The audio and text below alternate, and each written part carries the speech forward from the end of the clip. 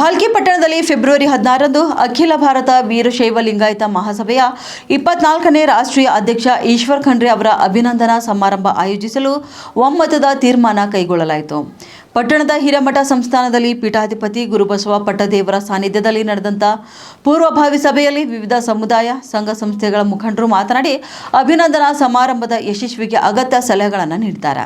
ಇನ್ನು ಸಾನ್ನಿಧ್ಯ ವಹಿಸಿದ ಪೀಠಾಧಿಪತಿ ಗುರುಬಸವ ಪಟ್ಟದೇವರು ಮಾತನಾಡಿ, ಗಡಿ ಜಿಲ್ಲೆ ಬೀದರ್ನ ಪ್ರಗತಿಯಲ್ಲಿ ಖಂಡ್ರೆ ಮನೆತನದ ಕೊಡುಗೆ ದೊಡ್ಡದಿದೆ. ಈಶ್ವರ್ ಖಂಡ್ರೆ ಅವರು ಶಾಸಕ, ಸಚಿವರಾಗಿ ಜಿಲ್ಲೆ ಮತ್ತು ರಾಜ್ಯದ ಏಳಿಗೆಗೆ ಶ್ರಮಿಸುತ್ತಿದ್ದಾರೆ. ಜೊತೆಗೆ ಲಿಂಗಾಯತ ಸಮಾಜದ ಪ್ರಭಾವಿ ನಾಯಕರಾಗಿ ಸಮುದಾಯವನ್ನು ಸಂಘಟಿಸಲು ಹಗಲಿರುಳು ಶ್ರಮ ಪಡುತ್ತಿದ್ದಾರೆ.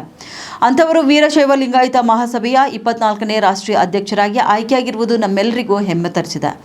ಎಲ್ಲೆಡೆ ಸನ್ಮಾನ, ಗೌರವ ನಡೆದರೂ ಕೂಡ ತಾವು ಪ್ರತಿನಿಧಿಸುವ ಕ್ಷೇತ್ರದಲ್ಲಿ ತೋರುವಂಥ ಪ್ರೀತಿ, ಗೌರವ, ಅಭಿನಂದನೆ ಹೆಚ್ಚು ಮಹತ್ವ ಕೊಡ್ತದೆ. ಹೀಗಾಗಿ ಹಿರೇಮಠ ಸಂಸ್ಥಾನ ಜೊತೆಗೆ ವಿವಿಧ ಸಮುದಾಯ ಸಂಘ ಸಂಸ್ಥೆಗಳ ಸಹಯೋಗದಲ್ಲಿ ಮಹಾಸಭೆಯ ಅಧ್ಯಕ್ಷ ಈಶ್ವರ್ ಖಂಡ್ರೆ ಅಭಿನಂದನಾ ಸಮಾರಂಭ ನೆರವೇರಿಸಲು ಎಲ್ಲರೂ ಕೂಡ ಒಮ್ಮತದ ನಿರ್ಧಾರ ಕೈಗೊಂಡಿರುವುದು ಸಂತಸ ತರಿಸಿದೆ ಎಂದು ತಿಳಿಸಿದ್ದಾರೆ.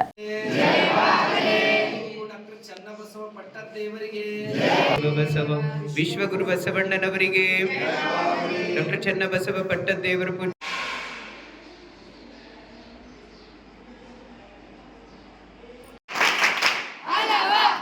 ಮಾಧ್ಯಮಗಳಲ್ಲೆಲ್ಲ ಅವ್ರದ್ದು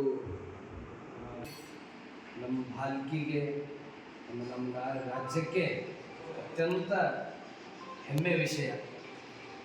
ಭಾಲ್ಕಿ ಮಠ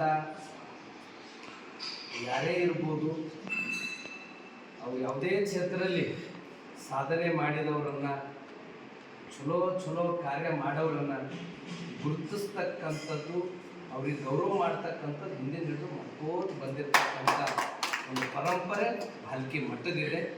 ಆ ಹಿನ್ನೆಲೆಯಲ್ಲಿ ಇತ್ತೀಚೆಗೆ ಅಖಿಲ ಭಾರತ್ ಲಿಂಗಾಯತ್ ಮಹಾಸಭಾದ ರಾಷ್ಟ್ರೀಯ ಅಧ್ಯಕ್ಷರ ಅವಿರುದ್ಧವಾಗಿ 24ನೇ ಅಧ್ಯಕ್ಷರಾಗಿರ್ತಕ್ಕಂಥ ನಮ್ಮ ಮಠದ ಪರಮ ಶಿಷ್ಯರು, ಆತ್ಮೀಯರು ಆಗಿರ್ತಕ್ಕಂಥ ಸನ್ಮಾನ್ಯ ಈಶ್ವರ್ ಖಂಡ್ರೆ ಅವರಿಗೆ ಒಂದು ಅಭಿನಂದನಾ ಸಮಾರಂಭದ ಪೂರ್ವಭಾವಿ ಸಭೆಯಲ್ಲಿ ಇದೇ ತಿಂಗಳಲ್ಲಿ ಶಿವರಾತ್ರಿ ದಿನ ಅಥವಾ ಮರುದಿನ ಮಾಡಬೇಕಂತ ನಾವು ನಿರ್ಧಾರ ಮಾಡಿದ್ವಿ.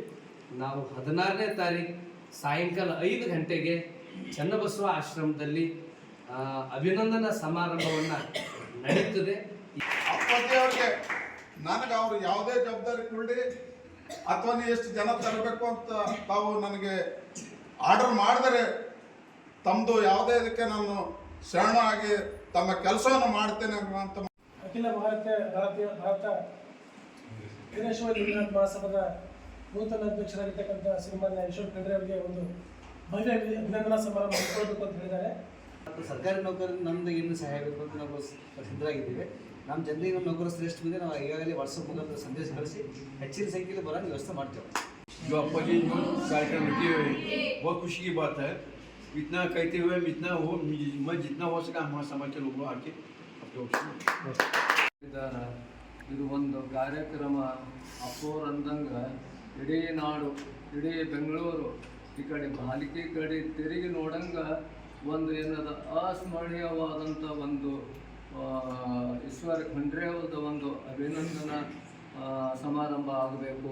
ವಿಷಯ ಒಂದು ಕಾರ್ಯಕ್ರಮ ಆ ಒಂದು ಕಾರ್ಯಕ್ರಮದಲ್ಲಿ ಹೆಚ್ಚಿನ ಸಂಖ್ಯೆಯಲ್ಲಿ ಬಂದು ಕುಡಿದು ನಮ್ಮೆಲ್ಲರ ಒಂದು ರಾಜ್ಯ ಕರ್ತವ್ಯವಾಗಿದೆ.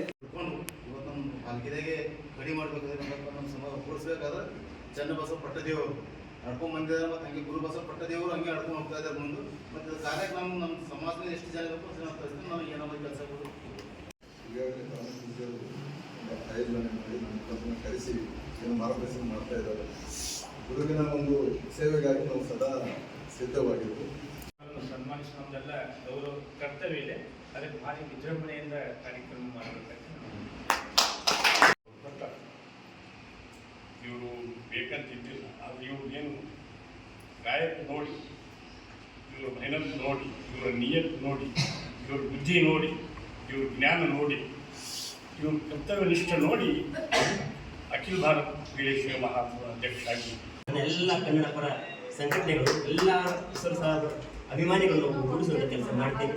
ಎಲ್ಲ ಒಳ್ಳೆ ಮಿಸಸ್ ಎಲ್ಲರಿಗೂ ಸ್ಟೇಟಸ್ಗಳು ಕರೆ ಮುಖಾಂತರ ಒಂದು ಒಳ್ಳೆ ಸಂದೇಶ ಕೊಟ್ಟು ಒಂದು ಒಳ್ಳೆಯ ವೈದ್ಯರ ಒಂದು ಕಾರ್ಯಕ್ರಮ. ಸಮುದಾಯ ಅಷ್ಟೇ ಅಲ್ಲ, ನಮ್ಮ ಸಂಘಟನೆ ಅಷ್ಟೇ ಅಲ್ಲ, ಪ್ರತಿಯೊಬ್ಬರಿಗೂ ಸೇರಿಸ್ಕೊಂಡು ಆ ಕೆಲಸವನ್ನ ಪ್ರಾಮಾಣಿಕವಾಗಿ ಜವಾಬ್ದಾರಿಯಿಂದ ಮಾಡ್ತೀವಿ ಅನ್ನೋಂಥ ಮಾತನ್ನ ತಮ್ಮ ಕೊಟ್ಟು